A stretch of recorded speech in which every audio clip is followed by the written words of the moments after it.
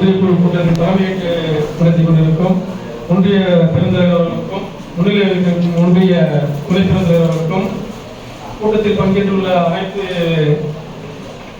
ஒன்றிய குழு உறுப்பினர்களுக்கும் மற்றும் அலுவலக பணியாளர்களுக்கும் இந்த காலை வணக்கத்தை தெரிவித்துக் கொள்கிறேன். இந்த ஒன்றிய குழு கடைசி கூட்டத்தில் பேச வாய்ப்பளித்த அனைவருக்கும் நன்றி. கடந்த 5 ஆண்டுகளாக எனது பகுதி மக்களுக்கு சேவையாற்றிட வாய்ப்பளித்த எனது ஈக்காடு பொதுமக்களுக்கும் மற்றும் கழக நிர்வாகிகளுக்கும் நன்றி.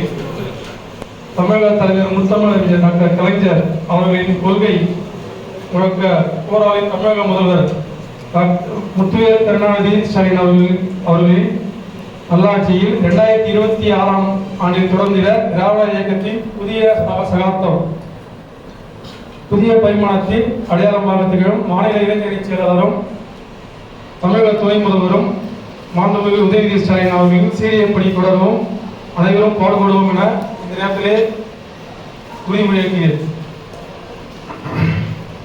என்னை இந்த ஈக்காடு ஒன்றிய குழு உறுப்பினராக தேர்ந்தெடுத்த வாய்ப்பளித்த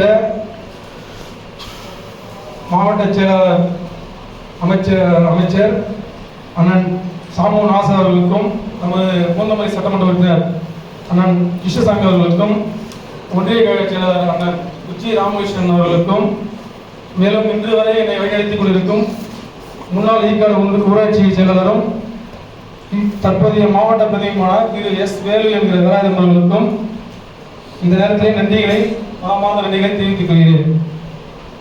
மற்றும் ஒன்றிய கிளைக்கழக பகுதியில் வாக்காளர் பெருமக்களுக்கும் மனமார்ந்த நன்றி.